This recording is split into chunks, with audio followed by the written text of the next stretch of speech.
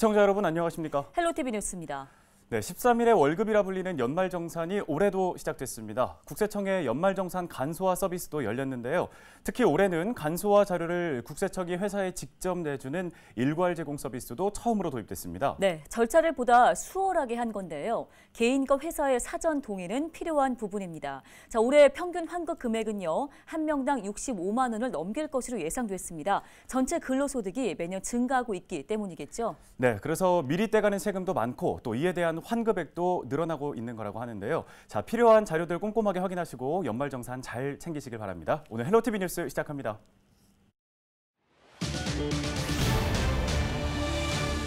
태안국방과학연구소 인근 주민들이 무기 실험으로 인한 진동과 소음 피해를 40여 년째 호소하고 있습니다. 실제 피해는 어느 정도일지 직접 현장을 찾아 주민들의 이야기를 들어봤습니다.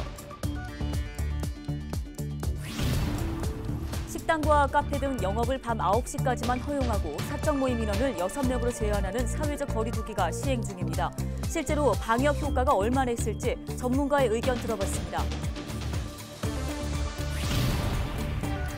오는 9월 서산공항 건설에 대한 예비 타당성 조사가 완료되는 가운데 충남도가 전략 마련에 나섰습니다. 전문가 부서를 구성하고 여객 수요와 사업비 분석에 대비해 용역도 추진합니다.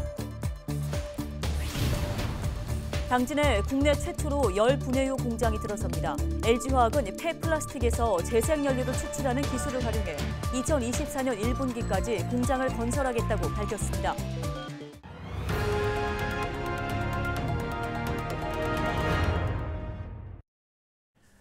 첫 소식입니다. 태안에는 우리나라 군이 각종 무기를 시험하는 장소가 있습니다. 바로 국방과학연구소 안흥종합시험장인데요. 이 안보를 위해 꼭 필요한 곳이지만 주변 주민들의 고통은 상상 이상입니다. 네, 저희 헬로티비 뉴스에서는 이곳 상황과 주민들의 목소리를 두 차례 걸쳐 보도해드리겠습니다. 오늘은 먼저 피해가 어느 정도로 심각한 건지 현장 모습을 취재했습니다. 한범호 기자입니다. 태안군 근흥면에 있는 한 주택. 벽면 곳곳에 금이 갔습니다. 피해는 세탁실과 욕실, 방 등 집안 전체에서 발생했습니다. 주인은 10년 전 집을 워낙 튼튼하게 지어 부실 공사는 아니라고 말합니다. 대신 1.5km 떨어진 국방과학연구소의 무기 시험으로 인한 진동 때문이라고 강하게 확신합니다. 2014년, 2015년도에는 이 대공포 사격이 무진장 컸어요. 진동이 막 시작되면 온 집이 그냥 정말로 너무나 심한 이 경련을 일으키던 식으로 막 집이 막 흔들려요. 너무나 많이 놀래죠. 저러다 집이 무너지는 건 아닌가. 실제로 이런 곳은 한둘이 아닙니다. 지난 2020년 태안군이 건물 균열 사례를 접수했더니 400여 가구가 신고에 나섰습니다. 이 주택은 한쪽으로 기울어지면서 처마가 내려앉고 있습니다. 그러니까요, 그 처마. 집 전체가 계속 주저앉자 집주인은 이렇게 기둥을 받치는 등 임시로 시설물 보강에 나선 상황입니다. 주민들을 수시로 괴롭히는 건 또 있습니다.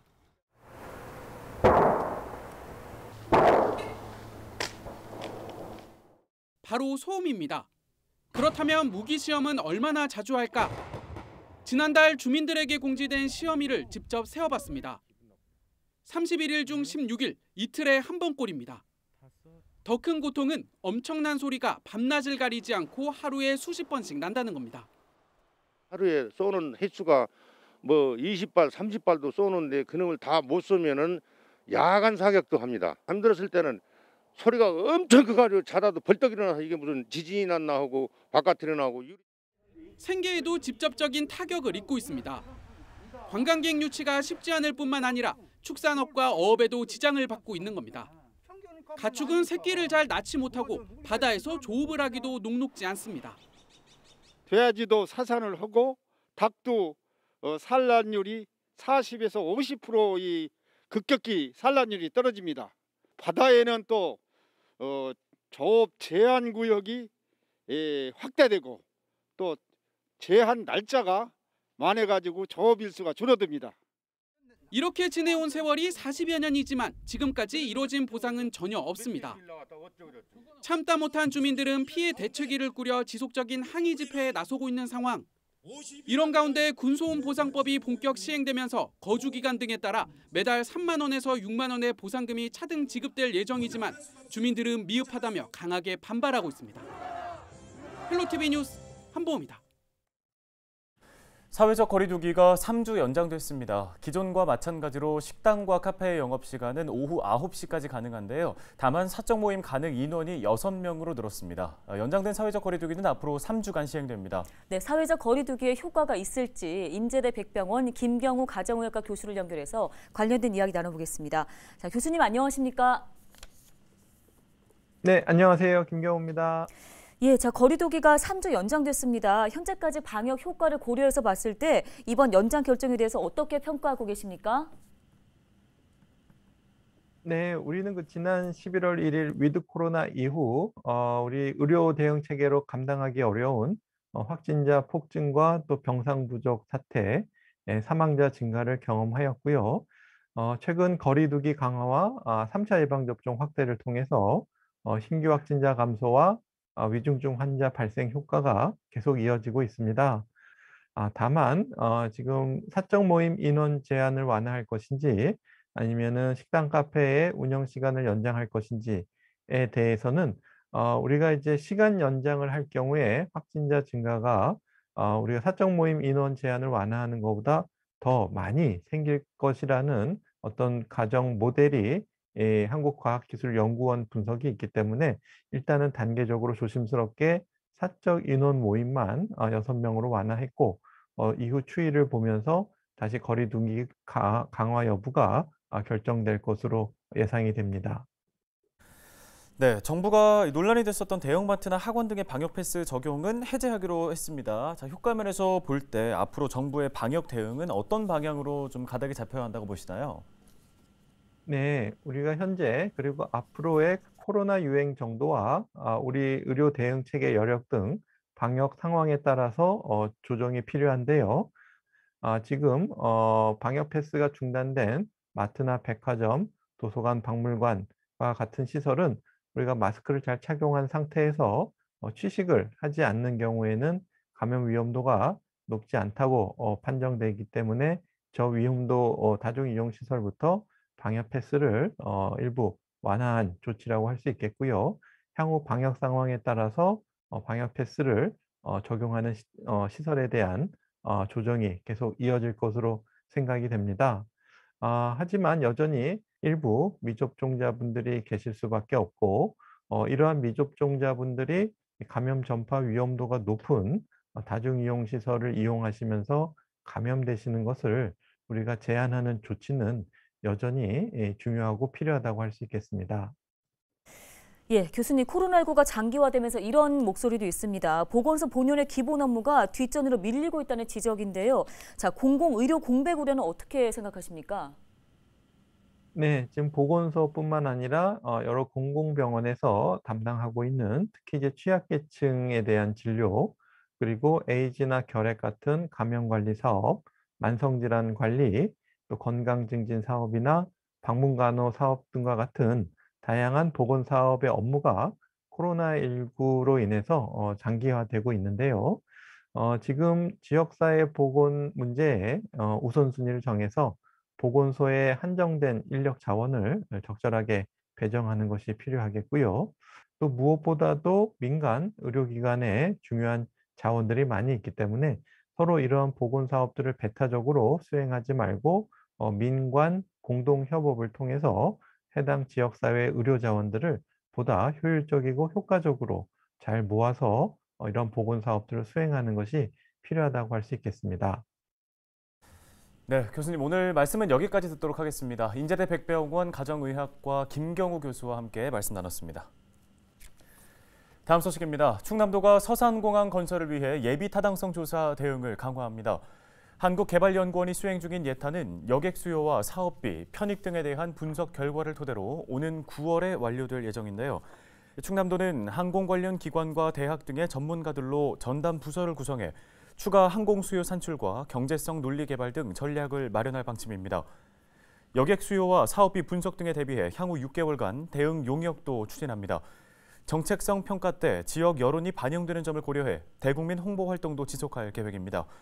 서산공항이 예타를 통과하면 올해 기본계획 수립 후 내년 실시 설계를 거쳐 2024년에 착공하게 되고 2026년에 개항하는 등의 절차를 밟게 됩니다. 당진에 국내 최초로 열 분해유 공장이 들어섭니다. LG화학은 플라스틱 화학적 재활용 사업에 본격 진출한다고 밝혔습니다. 열분해유는 폐플라스틱에서 추출하는 재생연료로 새로운 플라스틱 생산을 위한 원료로 사용되는데요. LG화학은 당진 공장에 약 10톤의 플라스틱을 투입하면 8톤 이상의 열분해유를 만들 수 있어 업계 최고 수준의 생산성이라고 설명했습니다. 또 이와 함께 2024년 1분기까지 공장을 완료하고 제품 검증과 시장 상황을 고려해 추가 증설도 검토할 계획이라고 덧붙였습니다.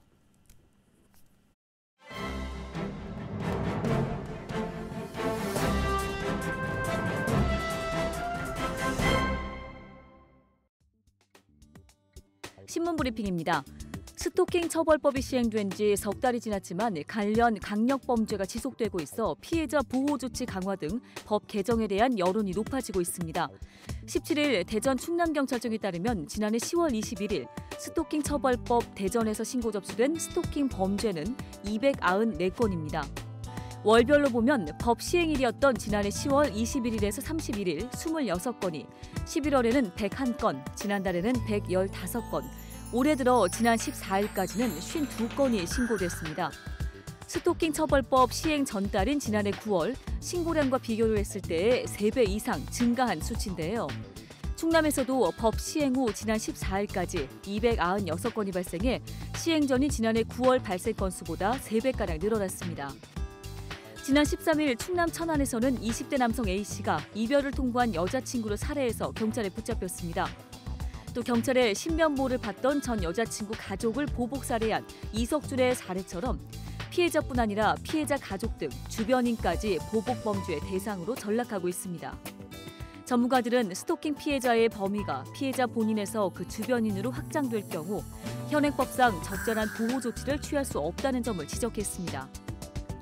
강소영 건국대 경찰학과 교수는 현행법은 스토킹 행위의 대상을 상대방이나 그의 동거인, 가족으로 한정하고 있다며 스토커가 피해자의 직장 동료, 친구, 친족 등에게 피해자의 개인 정보 수집을 목적으로 접근한 경우 피해자에 대한 스토킹 행위로 판단하고 적절한 보호 조치를 할 수 없다는 한계에 이르고 있다고 밝혔습니다. 이에 스토킹 가해자에 대한 처벌보다는 피해자 보호에 초점을 맞춰야 한다는 의견도 나오고 있습니다. 지금까지 신문 브리핑이었습니다.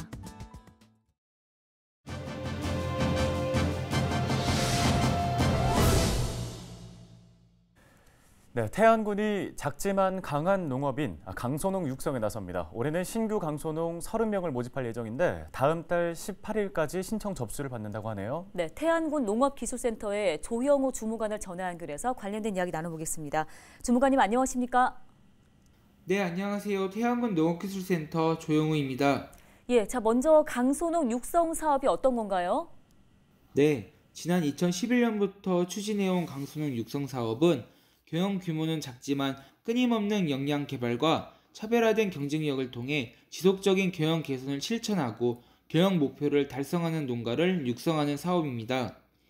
올해 태안군에서는 신규 강소농 30명을 모집하고 있으며 2월 18일까지 신청 접수를 받을 계획입니다. 네, 강소농 육성 사업에 신청할 수 있는 자격 요건도 궁금한데요. 네, 강소농 신청 자격은 공고일 기준 주민등록상 태안군에 거주하고 농업경영체가 등록된 농업인으로서 경영 개선을 위한 교육 및 컨설팅에 잘 참여하고 경영 개선 실천 의지가 있는 경영체라면 누구나 신청하실 수 있습니다. 신청을 희망하는 농업인은 태안군 농업기술센터 지도개발과를 방문하셔서 신청서를 제출하시면 됩니다. 단 신청서를 제출한 농업인은 경영 개선 실천 기본 교육을 필수로 이수하셔야 강소농 육성사업 참여자로 선정되며 해당 교육은 2월 말에 6시간가량 추진될 예정입니다. 네, 잘 들었습니다. 도움 말씀 여기까지 듣겠습니다. 태안군 농업기술센터 조형우 주무관이었습니다. 네, 오늘 저희가 준비한 소식은 여기까지입니다. 네, 시청해주신 여러분 고맙습니다.